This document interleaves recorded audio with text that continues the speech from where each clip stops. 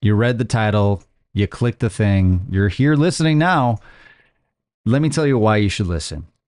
Maybe you're at Minot, maybe you're at Canon, maybe you're somewhere where you don't want to be anymore. Well, I have a way for you to get out, but you're gonna have to listen to the beginning of the podcast and the end of the podcast if you want to get all the juicy answers. So if you want to know how to use Talent Marketplace, start here and then go find some other folks and tell them to listen too, so that we can all know how to move around the Air Force.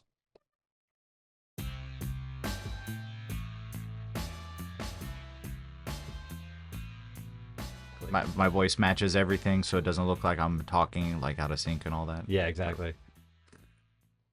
So I think this is an important episode, but it's something that a lot of people overlook because making sure that you're getting the right places in your career, like you're actually able to move to different things throughout the course of your career, and actually you have some agency in your career of where you want to go, but you have to be really active about it. And so when it comes to talent marketplace, why not talk about all of this different systems that we can use. So let's go ahead and introduce our cast of characters.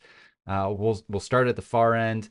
Who are we talking to? So it's Master Sergeant Avery Brennan from the Fifth Security Forces Squadron. I've been here 2 years, so happy, willing to talk about whatever we need to talk about. Thank you for having me. Of course. Thanks for being here. Yeah. And this is Airman James from the 91st Missile Maintenance Squadron. Right now, I'm in training. I got here on the 18th, so not that long ago. And I'm pretty excited, and thank you for having me. The 18th, like a month ago? Yes. Okay. Wow. Brand new here. Wow. Oh, nice. Tech Sergeant Jared Bland. I've been in Minot for 3 years, going on 4 years pretty soon. Happy to be here as well. Yeah. Thanks for coming back. Actually, you're going to be on multiple episodes, so I enjoy this. we enjoy getting to talk about this. I wouldn't say enjoy, actually, enjoying talking about where airmen can be in their future. But I think all the different options that we have, because I don't, depending on how long you've been in, the assignment management system used to be the way where you just kind of put stuff in there and cross your fingers, hope that you get somewhere that you like to go. But you don't even know if the bases you're selecting are going to be the places you get to go to. Mm-hmm. So who's used the old ways? I've used it. Yeah, Yeah. obviously. Yeah, obviously. Yeah. Too old.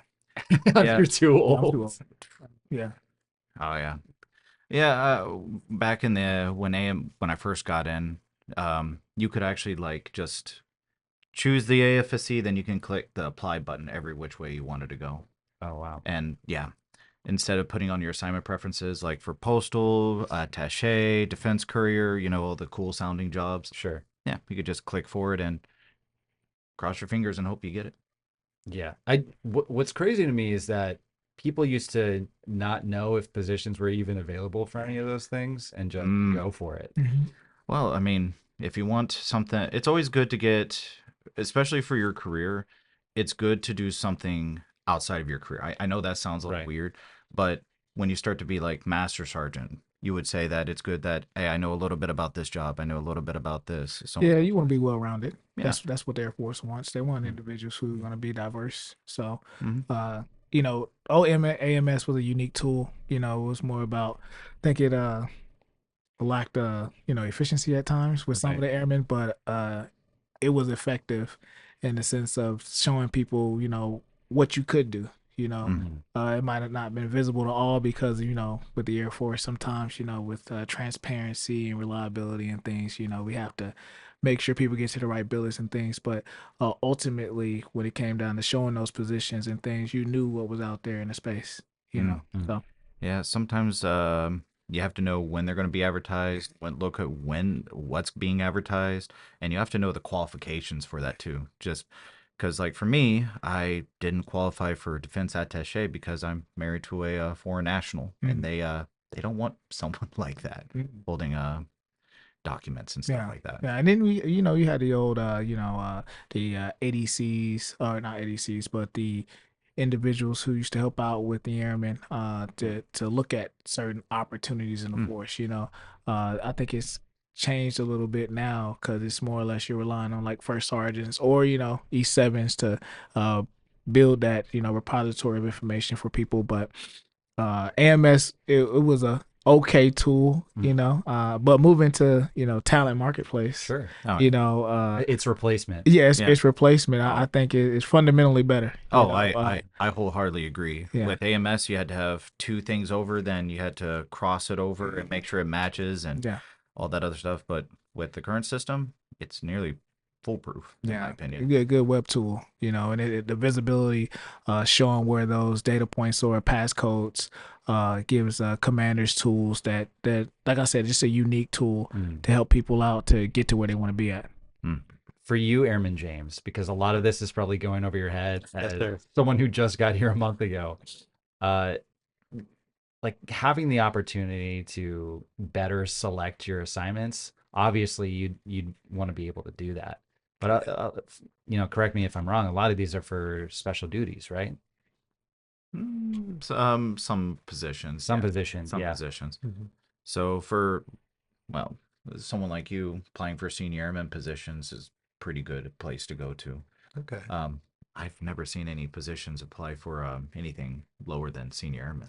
No, I never have. So this might be something that once you start to get to, 3-4 years down the line, Mhm. a lot of opportunities are going to open up for you as an airman. Mhm. And that's when you want to know how to use these tools because it's going to give you a huge advantage. Obviously, sharing it with your friends is good. Yeah. You can teach them how to use these things. You can Mhm. ask your NCOs how to use these things. Mhm. But if you remember to get on there and start taking the reins of like your career, I honestly think that most people don't do that. Mm-mm. Okay. Yeah. Seems like a great stepping stone, honestly. Mm-hmm. Uh, given my job, do you think I'm still available to? I'm a 2MO X3, and I only have 3 bases. Am I still eligible for different assignments? So Yeah. missile maintenance, right? Mhm. So there's and you know this because you've probably been out to the missile fields already, but the position for FM is occasionally filled Mhm. by that's facility manager for the missile alert facilities. That's a position that people can see advertised Yep. and apply for. So you're already at this base, and that makes you kind of a desirable person to put in a position like that. Okay. Assuming that you wanted to give yourself an opportunity to experience something else, Yeah. because maintainers are the backbone of the Air Force. We need them to be maintaining, but sometimes they need to do something else and experience other things in their career. So I think that's a good opportunity. Yeah, you have things such as you progress further in your career, like MTLs, which is military MTL, training yeah. leaders, MTIs, Okay. like you said, defense attaches, even airman dorm leaders. You know what I'm saying? Like Yeah. it's different things like that. Very important, folks. It's just a great tool, honestly. And some people just need not say a reset in their careers, but just a break. It's good to get out of your own career field and give you a different perspective. Yeah. Because sometimes they say the grass is greener on the other side, but when you get out and it's like, actually, I kind of like the grass I came Yeah. from. So you'd recommend taking every opportunity you get to further your career, and you can do that on Talent Marketplace? Yeah. Yeah, I mean, you definitely can. It feels like we're doing an ad, but but you can. Okay. You can do that.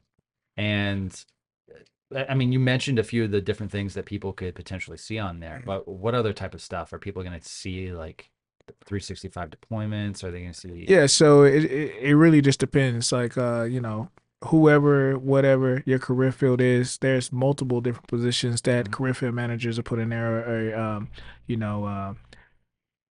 functional area managers. They're gonna advertise to individuals about what certain special jobs that's needed in the Air Force. I can speak from a cop perspective. We have over 38,000 people, so our RAM and mission is very diverse. From you can go from a K9 perspective, military working dog, all the way into you being like a, they say tactical response force at some missile bases.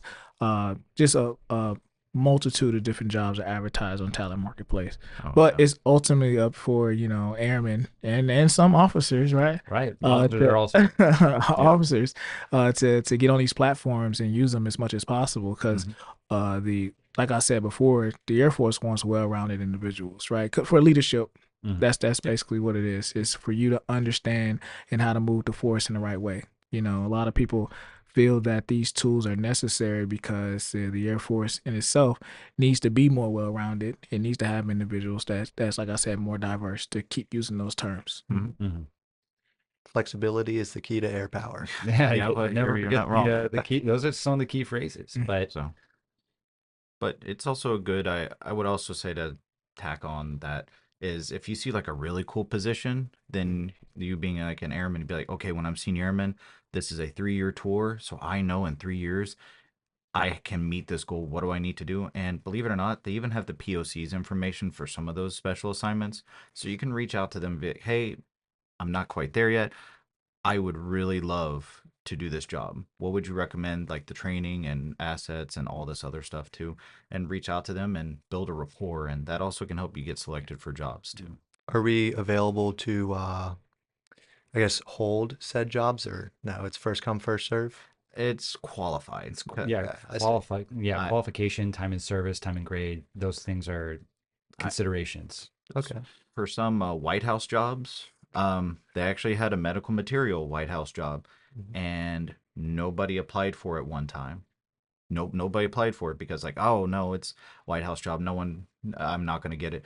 And then they had to extend it because no one applied. Mhm. And then after they were told that, then they were like, oh, okay. Then they got a flood of applications. Yeah. Sometimes it's best just to put your foot forward and apply for those things. But if a single person applied, they would have gotten that job. If Potentially. they It met the just depends. qualifications, It yeah. just depends. And every job posting has specifications that people need to qualify for. And it is, like I said, a myriad of different things, from either educational things to even when it comes to like aptitude and tests. Some have to have a certain type of score on certain positions and things. So you got to put yourself out there, and then click a button. That's Okay. basically what you got to Okay. do. Yeah. An example of something for PAs, the combat camera position. Ooh, that's And cool. it is really cool. You deploy a lot, you TDY a whole bunch.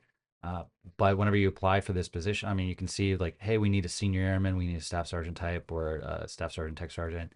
And they want you to apply, but they tell you exactly you need to be able to go out there and rock with people because they expect you to be able to keep up with at least the army. Like you need to Yeah. be able to run along with Being the combat army. units. So if you can do that, if you have this great portfolio of photos, like they can see exactly how good you are. Mhm. Like we have to post our stuff online so they know how good you are at your job or how good you're not, and they know what they're looking for. So often, like being the best at your job is, sometimes something really helpful. It Okay. will also get you more work. Well, take your fair share of assignments. A fair share of assignments you will take. Yeah, absolutely. Yep. So you mentioned flexibility and transparency and efficiency for all around. I know 3 things. When it comes to using things like equal plus, my vector, Mm-hmm. that yeah, I mean, and you probably haven't been online, Airman James, to like No, sir. look at any of these things. Oh yeah, they know how to access all that stuff, I've right? seen my vector, but Yeah. So you've seen my vector. I've seen my vector. Let's just go through a mental exercise Yes. where I'm logging onto a computer. What do I open up if I want to get to my vector?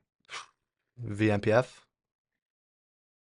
Swing and a miss. Swing and a miss. Yeah. Well, first you have to open up the web browser. Mhm. No, I'm just kidding. Yeah. Everything you ever need access to military wise is going to be your Air Force portal. Air Force portal. Yeah. And if you can't find it on the page initially, because typically they have some hyperlinks down at the right hand side. If not, you can just type in the search bar and just say my vector, My vector. and it'll pop up right then and there. Okay. Yeah. Same way with VMPF as well.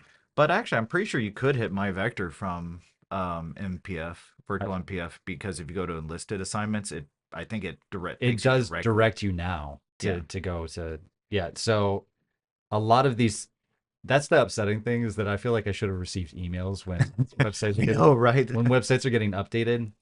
I think that a lot of these things have been happening over the years. Mm.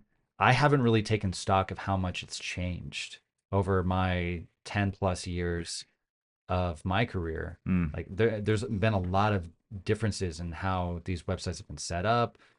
Things that I knew as a senior airman are no longer true. So you have to be on top of that type of stuff. And you should be asking your NCOs, like, how do I use this tool? What's going on? Because I mean, they should be informing you too. This is your career, but it's their job to help shape you as an airman. Oh, yeah. And I think that's an important part of training, is how do I use the tools that are Oh, yeah. afforded to me in Oh, the yeah. Air Force. Yeah, and it's about adapting too. You know, the military used to move in way of 5 to 10 years. Now it's like every 2 years. You Yeah. know, things Yep. change. So, they teach us about adapting to anything, right? Like you said before, flexibility is needed, right? Yeah. For what? Air power. Yeah. Yeah. But when it comes down to most of these programs and tools, it's just making things easier, right? Mhm. Not to say we're army, right? But you want to keep it super simple. That's just what it is, and most of these tools are about us keeping things simple for people to have that flexibility and simplicity when it comes to these resources that's necessary for them. So, back when I came in, everybody had a brown book. The brown You know what I'm saying? Everybody had a list of structure, had to have it in your pocket. Now it's digital. You can just go to it and click. Everybody got a phone, and you can go to it. So, like I said, adapting. That's just what it is. And my vector is one of those tools that's helping us out as a force to get to where we need to be. Mm-hmm. Anybody have any final thoughts? Stuff that they're thinking about? Airman James, questions that you might have, because I mean, if I'm putting you too much on the spot, you don't have to ask any questions. But is there anything that you're thinking of? You said the soonest I can apply for these jobs is when again? Senior airman? Generally, senior airman. That's when we know that you've hit all of those marks as an airman, that you've probably completed your training, that you're gonna start being eligible to do other stuff. And then too, it depends on what your uh, duty limited status is. You Mhm. might be code 50, which you probably don't know. Code Code 45. 50. Yeah, Yeah. code 50. So yeah, so so basically, yeah. there's that's a whole. Hey, I don't want to sit on here. I don't want. It's pretty I much want to a mellow us out. it's pretty much a code indicator for limiting your assignment. That's Oh, what it is. okay. It's military. That's leadership speak for So it. you don't want that. Oh, it just depends It on your depends. job. Okay. It's some people think it's a good thing. Some people have other thoughts about it, right? It's retainability. That's what it is, and essentially, it's just certain codes from medical codes and all these things you have to look at on your databases. Some people have IMR. Gotta stop using acronyms. Yeah. Individual Oh, medical readiness. Yeah. Yeah. Things that's necessary for them to be in a certain position, right? Like your Army Use of Force programs, your PRAP program, PRAP and things. So all these things go into you applying for these jobs, because it was needed for the force itself. Because ultimately we're all about readiness, Yeah. and when your chief and your commander look down on a piece of paper and they looking at certain numbers, spaces and faces, don't want to go into umpers and unit manning documents and stuff, but they're looking at those things. They're saying, how can we make the force better? How we make them ready? Mhm. Going back to my vector, what that does is it allocates people in positions to make our force get to that readiness standard. So it might be like before, MTLs, military training leaders, to instructors, recruiters, airman dorm leader, whatever, maybe. So that's what Yeah. it is. So And this is why we have a senior NCO. And it helps. Yeah. Thank you so much. All right. Anything else that I know we're about to wrap it up. No, I learned a lot. Okay. Yeah. Even the listener learned. Yeah, even if it's good. So we've talked about a lot of different things. I hope it all makes sense for you, Airman James. It's clicking. Yeah, good. Don't forget that we had this conversation. And if you're listening, you're an airman, don't forget what you heard here today, because there's going to be a lot of useful information that you can use in your career. Just please take advantage of it. About to go check it right after this. Oh, yeah. Like, I'm going to get on there right now. Yeah. Yeah. Thanks so much. I appreciate you guys. Thank you.